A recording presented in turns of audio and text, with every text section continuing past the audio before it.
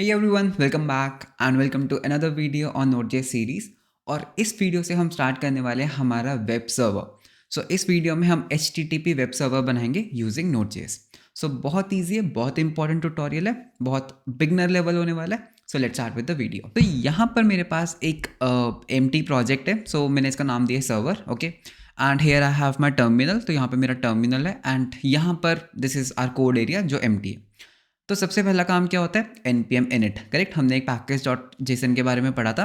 तो मैं यहाँ पर क्या करूँगा, मैं करूँगा यहाँ पर npm init, ओके। जैसे ही एंटर करूँगा ये मेरे को कुछ क्वेश्चंस पूछेगा दैट तुम्हारे पैकेज का नेम क्या है। मतलब मैं बाय डिफ़ॉल्ट सब कुछ येस कर दूंगा। And what it will do, ये एक पैकेज डॉट जेसन फाइल मेरे लिए बना देगा जिसमें मेरी बेसिक स्क्रिप्ट्स, बेसिक कॉन्फ़िगरेशन होगी, ठीक है। अब मैं क्या करूँगा, मैं एक JS फाइल बनाऊँगा, इसको मैं नाम दूंगा index.js। अब ये गुड प्रैक्टिस होता है always to name your file as index.js, जो तुम्हारी मेन फाइल है, ठीक है। बिकॉज प्रोडक्शन वर्ल्ड में क्या होगा, तुम्हारे पास ना बहुत सारी फाइल्स होंगी, correct. There will be lot of files, lot of modules I would say. लेकिन किस फाइल को एग्जीक्यूट करना है, कौन सी तुम्हारी मेन फाइल है, तो जो मेन फाइल होता है उसको हम हमेशा नाम क्या देते हैं, index.js, ओके। ये ज़रूरी नहीं है बट एक अच्छी अप्रोच है टू फॉलो करना, ओके। तो मतलब अगर मैं किसी टीम में वर्क कर रहा हूँ, ठीक है, एंड मेरे पास एक Node.js का कोई प्रोजेक्ट आता है, तो I always find for a index.js, ठीक है। तो हर डेवलपर क्या करता है, इस index.js फाइल को ही पहले ढूंढता है, because it's a good practice to always name as index.js। तो इससे मुझे पता लग रहा है दैट ये मेरा एंट्री पॉइंट है, ओके। अब हमें यहाँ पर एक चीज़ चेंज करना होगा, that you can not change करना होगा, यू कैन सी दैट हमने जो मेन है ना वो index.js ऑटोमेटिकली इसने कर लिया, करेक्ट। इसका मतलब क्या है कि ये मेरी मेन फाइल है, यहाँ से मेरी एग्जीक्यूशन स्टार्ट होने वाली है, ठीक है, बहुत बढ़िया। सबसे पहले हमें क्या करना है, हमको एक HTTP सर्वर बनाना है, हमको एक API सर्वर बनाना है। तो उसके लिए Node.js के अंदर एक बिल्ट इन मॉड्यूल होता है जिसका नाम है HTTP। तो सबसे पहले हम उसको रिक्वायर कर लेते हैं। So I will say const HTTP equals require HTTP, okay. तो ये मेरा HTTP जो मॉड्यूल है, जो मेरा ये पैकेज है which is built in into the Node.js, because you can सी मैंने कोई डॉट स्लैश नहीं लगाया, तो ये Node.js के अंदर बिल्ट इन आता है। एंड इस HTTP पैकेज को यूज़ करके मैं खुद का एक सर्वर बना सकता हूँ, ठीक है। तो बनाते हैं सर्वर। सो आई कैन से कॉन्स्ट, इसको मैं नाम दूंगा माई सर्वर। तो इसको तुम कुछ भी नाम दे सकते हो, you can call it server, my server, कुछ भी, ठीक है। एंड मैं इसको बोलूँगा HTTP डॉट क्रिएट सर्वर। ये क्या करता है, ये जो फंक्शन है ना क्रिएट सर्वर, ये क्या करता है, ये हमारे लिए एक सर्वर बना देता है, ठीक है। तो मैंने बोला HTTP डॉट क्रिएट सर्वर, तो ये हमारे लिए क्या करेगा, ये हमारे लिए एक वेब सर्वर बना देगा, बहुत बढ़िया। अब ये जो वेब सर्वर है, जो ये हमारा पूरा वेब सर्वर रन करेगा, इसको हैंडल कौन करेगा, मतलब कि किस पर्टिकुलर रिक्वेस्ट के लिए क्या होना चाहिए, करेक्ट। हमारे पास एक हैंडलर फंक्शन होना चाहिए जो मेरी इनकमिंग रिक्वेस्ट को प्रोसेस कर सके। वो हम कैसे करने वाले हैं, तो ये जो क्रिएट सर्वर फंक्शन है ना, यू कैन सी, अगर तुम नीचे जाओगे तो यहाँ पर एक रिक्वेस्ट लिस्नर नाम का कॉल बैक फंक्शन तुम इसमें पास कर सकते हो। तो ये जो क्रिएट सर्वर फंक्शन है, ये क्या लेता है, ये एक रिक्वेस्ट लिस्नर लेता है, ये एक कॉल बैक फंक्शन लेता है जो मेरी इनकमिंग रिक्वेस्ट को प्रोसेस कर सके, ठीक है। तो मैं इसको एक काम करता हूँ, मैं यहाँ पर इसको एक फंक्शन दे दूंगा, ठीक है। तो ये मेरा एक फंक्शन है। तो ये जो मेरा एक फंक्शन है, जो ये मैंने एरो फंक्शन पास किया है, ये जो फंक्शन है ये रिस्पॉन्सिबल है किस चीज़ के लिए, मेरे इनकमिंग रिक्वेस्ट को प्रोसेस करने के लिए। लेकिन मुझे पता कैसे लगेगा कौन रिक्वेस्ट कर रहा है, क्या रिस्पॉन्स सेंड करना है, करेक्ट। तो यहाँ पर ये जो कॉल बैक फंक्शन है, इसके पास दो आर्ग्यूमेंट्स होते हैं, दो पैरामीटर्स होते हैं, that is REQ for request, RES for response, ठीक है। तो ये क्रिएट सर्वर क्या करता है ना, जब भी कोई इनकमिंग कॉल आती है, जब भी कोई इनकमिंग रिक्वेस्ट आती है हमारे सर्वर के ऊपर, तो ये मेरा इस कॉल बैक फंक्शन को रन करेगा, ठीक है। इस कॉल बैक फंक्शन को रन करेगा। फर्स्ट आर्ग्यूमेंट में ये एक ऑब्जेक्ट को डालेगा जिसके अंदर रिक्वेस्ट की सारी इंफॉर्मेशन होगी, जैसे कौन यूज़र है जो रिक्वेस्ट कर रहा है, उस यूज़र का IP एड्रेस क्या है, उस यूज़र ने किस चीज़ को रिक्वेस्ट किया है। तो जितना भी मतलब क्लाइंट साइड का जितना भी उसका रिक्वेस्ट का मेटा डेटा लगा सकते हो, जितना भी उसका डेटा है ना, वो इस रिक्वेस्ट ऑब्जेक्ट में होगा, ठीक है। एंड बिकॉज मुझे एक रिस्पॉन्स सेंड करना है, तो वो मैं कैसे सेंड कर सकता हूँ, वो मैं इस RES वेरिएबल को यूज़ करके सेंड कर सकता हूँ। तो एक एग्जाम्पल देखते हैं। तो मैं इसमें लिखूंगा console.log, ठीक है, console.log new request received, okay, new request received. तो मैंने बस यहाँ पे console.log कर दिया, न्यू रिक्वेस्ट रिसीव्ड। एंड मैं एक काम करूँगा, जब भी तुम मेरे वेब सर्वर के ऊपर रिक्वेस्ट करोगे ना, मेरा सर्वर तुम्हें हेलो बोलेगा, ठीक है। मैं बोलूँगा रिस्पॉन्स डॉट एंड, तो मैं रिस्पॉन्स को एंड कर दूंगा, क्या बोलकर, मैं बोलूँगा हेलो फ्रॉम सर्वर, डन, ठीक है। तो मैंने बोला कि हे HTTP मॉड्यूल मेरे लिए एक सर्वर बनाओ, और ये मेरा कॉल बैक फंक्शन है, ये मेरा फंक्शन है जिससे हम अपने रिक्वेस्ट को हैंडल कर सकते हैं, ठीक है। इसमें मैं क्या बोल रहा हूँ कि अगर कोई भी न्यू रिक्वेस्ट आती है, पहले तुम console.log कर दो दैट एक न्यू रिक्वेस्ट आई है, एंड उसके बाद तुम एक काम करो, इस रिस्पॉन्स को एंड कर दो हेलो फ्रॉम सर्वर के। अब इस सर्वर को रन करने के लिए हमें एक पोर्ट की ज़रूरत पड़ती है, ओके, एक पोर्ट नंबर की। सो वो पोर्ट नंबर के ऊपर हम इस सर्वर को लिसन करवाएंगे to for the incoming request. Okay, मैं बताऊंगा पोर्ट नंबर क्या होता है। So you can say my server dot listen, ठीक है, तो तुम्हें लिसन करना है किसी पोर्ट के ऊपर, ठीक है। अभी हम अपनी लोकल मशीन पे हैं, तो almost all the ports are open, ठीक है। पोर्ट्स के ऊपर हम एक डेडिकेटेड वीडियो में समझेंगे, but as of now I can say 8000, ठीक है। सो पोर्ट एक तरह का एक डोर होता है, ठीक है। जैसे फॉर एग्जांपल एक हाउस है, उसके अंदर बहुत सारे डोर्स हैं, तो मुझे किस डोर के ऊपर इस सर्वर को रन करना है, तो वो है 8000। तुम इसको 8000 दे सकते हो, 8001 दे सकते हो, 8002 दे सकते हो। मतलब बेसिकली एक सर्वर एक ही पोर्ट के ऊपर चल सकता है। If you are having multiple servers, तुम उसको सेम पोर्ट पे नहीं चला सकते। So it can be possible कि तुम्हारा फर्स्ट सर्वर 8000 पे चल रहा है, नेक्स्ट सर्वर 8001 पे चल रहा है, नेक्स्ट सर्वर 8003 पे चल रहा है, तो ये पोर्ट्स होते हैं, ओके। एंड सेकेंड, यहाँ पर हम एक कॉल बैक फंक्शन देंगे, एक कॉल बैक फंक्शन कि अगर सब कुछ सही चलता है, अगर सब कुछ सही से इनिशियलाइज हो जाता है, तो मैं बस एक console.log करूँगा, console.log एंड आई विल से सर्वर स्टार्टेड, ठीक है। तो ये ऑप्शनल होता है, ये बेसिकली मेरे लिए है कि ठीक है, अगर सब कुछ सही गया तो मुझे ये सर्वर स्टार्टेड दिखना चाहिए। अगर मुझे ये सर्वर स्टार्टेड नहीं दिखा, मतलब मेरा सर्वर स्टार्ट ही नहीं हुआ, ठीक है। तो मतलब ये माई सर्वर क्या करता है, इसके ऊपर लिसन करेगा, अगर सब कुछ सही से चलता है तो वो इस कॉल बैक को रन कर देगा। तो अब एक काम करते हैं, हम अपने package.json में जाएंगे, हम यहाँ पर एक स्टार्ट स्क्रिप्ट लिख लेते हैं, एंड मेरी स्टार्ट स्क्रिप्ट क्या होने वाली है, नोड इंडेक्स फाइल, करेक्ट। मैं डायरेक्टली भी कर सकता हूँ, I can directly say node index, ठीक है, तो मेरा सर्वर स्टार्ट हो जाएगा। But it's a good practice to always have a script. तो मैंने एक स्टार्ट स्क्रिप्ट बनाई जिसको मैंने लिखा नोड इंडेक्स। अब मैं क्या करूँगा, npm स्टार्ट। जैसे मैं npm स्टार्ट करूँगा, इसने मेरा सर्वर स्टार्ट कर दिया। सो इसका मतलब क्या है, मेरा जो सर्वर है ना, मेरा जो सर्वर है वो स्टार्ट हो चुका है पोर्ट 8000 पे। अब इसको टेस्ट करते हैं, तो मैं अपने ब्राउज़र में जाऊँगा, तो ये मेरे ब्राउज़र विंडो है। मैं यहाँ पे करूँगा लोकल होस्ट, मैं ऊपर टाइप करूँगा लोकल होस्ट 8000। 8000 क्यों? बिकॉज मैं अपने 8000 पोर्ट के ऊपर लिसन कर रहा हूँ। तो मतलब अभी जो मेरा सर्वर है ये लोकल सर्वर पे चल रहा है, लोकल होस्ट कोलन और उसके बाद पोर्ट नंबर। जैसे ही मैं एंटर करूँगा, मेरे पास क्या आया, मेरे पास आ रहा है हेलो फ्रॉम सर्वर, बहुत बढ़िया।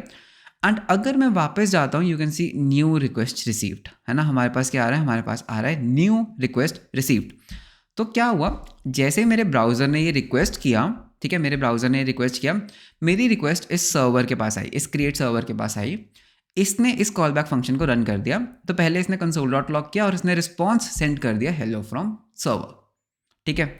अब यहाँ पर देखते हैं ताकि जो रिक्वेस्ट ऑब्जेक्ट है ना, जो रिक्वेस्ट ऑब्जेक्ट है, इसके अंदर क्या कुछ अवेलेबल है। तो मैं क्या बोल सकता हूँ, मैं बोल सकता हूँ console.log करो रिक्वेस्ट डॉट, ठीक है, रिक्वेस्ट के अंदर हम क्या कुछ कर सकते हैं, यू कैन सी रिक्वेस्ट के अंदर डिस्ट्रॉय है, रिक्वेस्ट के अंदर HTTP वर्जन है, तो हर एक इन्फॉर्मेशन अवेलेबल है जो यूज़र ने सेंड की है, ठीक है।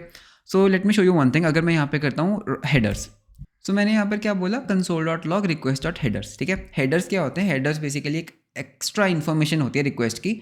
तो समझेंगे हर चीज़ को हम अच्छे से समझेंगे। तो एक बार मैं अपने सर्वर को बंद कर लेता हूँ। सो Ctrl+C दबा के तुम इसको बंद कर सकते हो, एंड उसके बाद हम इसको रीस्टार्ट कर लेते हैं, ठीक है। अब एक काम करते हैं, दोबारा से यहाँ पे रिफ्रेश करूँगा एक रिक्वेस्ट की, तो मेरे पास कुछ हेडर्स आए, मेरे पास कुछ हेडर्स आ रहे हैं, करेक्ट। सो ये हेडर्स को देखते हैं, वो कह रहा है कहाँ से रिक्वेस्ट आई, वो आई लोकल होस्ट 8000 से, ठीक है। उसके बाद अगर मैं यहाँ पर देखता हूँ, तो वो बता रहा है दैट ये मैक OS से रिक्वेस्ट की गई है, बिकॉज ये मेरे क्लाइंट की इन्फॉर्मेशन है, राइट, मेरे को कहाँ से रिक्वेस्ट आई है। उसके बाद यहाँ पर अगर तुम ध्यान से देखोगे, तो यहाँ पर मेरा IP एड्रेस भी होगा, okay. So you can see that I am not able to find my IP address because हम लोकल होस्ट पर हैं, करेक्ट। You can see the referrer that कहाँ से यूज़र आया है, ओके, किस वेबसाइट से यूज़र आया है। लेट्स डू वन थिंग, एक काम करते हैं, हम पूरा रिक्वेस्ट ऑब्जेक्ट को ही console.log करते हैं। एंड वन मोर थिंग, अगर तुम कुछ भी चेंज करते हो अपने सर्वर, लेटर से मैंने यहाँ पे लिखा हेलो फ्रॉम सर्वर अगेन, ठीक है, तो वो यहाँ पर चेंज नहीं होगा, ओके। तो if you make any change on the server, तुम्हें अपने सर्वर को रीस्टार्ट करना पड़ेगा। सो Ctrl+C मतलब सर्वर को किल कर दो, एंड दोबारा से npm स्टार्ट कर लो, ठीक है।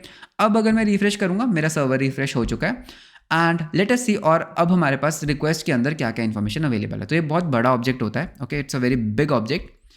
So you can see that ये पूरी इन्फॉर्मेशन जो है ना, ये मेरे रिक्वेस्ट ऑब्जेक्ट की है, मतलब जो यूज़र रिक्वेस्ट कर रहा है ना, उसकी इन्फॉर्मेशन है, ओके। सो इसके अंदर हमारे पास क्या कुछ है, so you can see that macOS हमारे पास उसका क्लाइंट आ रहा है, दैट वो किस क्लाइंट को यूज़ कर रहा है, कौन सा ब्राउज़र यूज़ कर रहा है वो, करेक्ट।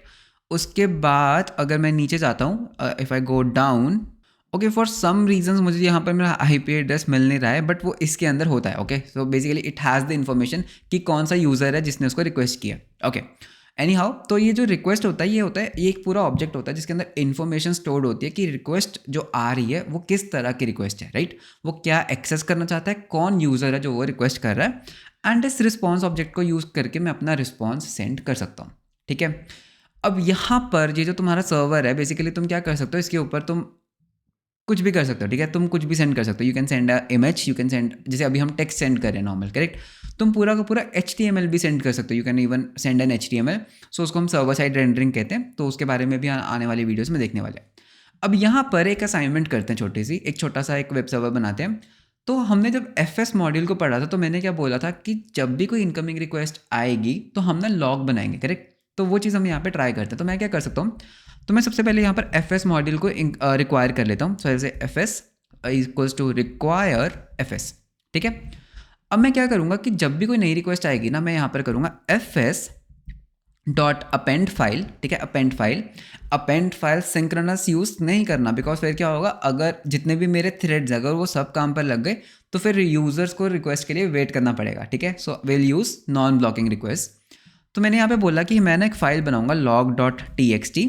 ठीक है, और उसके अंदर मुझे अपेंड क्या करना है, मुझे उसके अंदर ना एक लॉग अपेंड करना है। तो यहाँ पर एक लॉग बनाते हैं। सो एक लॉग कैसा होगा, तो मैं पहले बोलूँगा दैट मैं यहाँ पर पहले date.now का यूज़ कर लेता हूँ। सो आई से डेट, मैं यहाँ पे बोलूँगा date.now।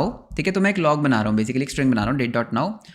और उसके बाद मैं बोलूँगा दैट न्यू रिक्वेस्ट रिसीव्ड। ठीक है, new request received and let's say we are done. Okay, अब मैं क्या कर सकता हूँ, इस लॉग को यहाँ पर अपेंड कर दूंगा और यहाँ पर एक न्यू लाइन भी एंटर करूँगा। Okay, and then what I will do, जब ये हो जाएगा, ठीक है, जब ये हो जाएगा, so you have error, you have data, तो यानी कि जब ये अपेंड हो जाएगा उसके बाद ही मैं यूज़र को रिस्पॉन्स सेंड करूँगा।